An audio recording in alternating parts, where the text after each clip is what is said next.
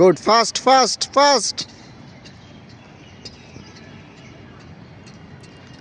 আসসালামু আলাইকুম দর্শক, আমি আছি শেরেবাংলা ন্যাশনাল ক্রিকেট স্টেডিয়ামে।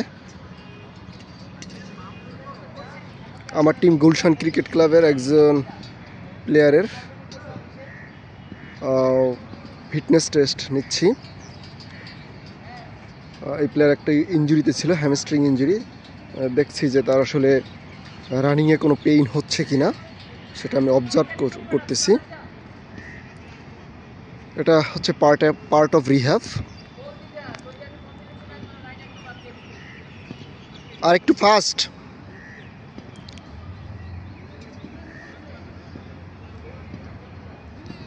Very good. হ্যামস্ট্রিংয়ে কোনো পেইন আছে এখন? ওকে, গুড।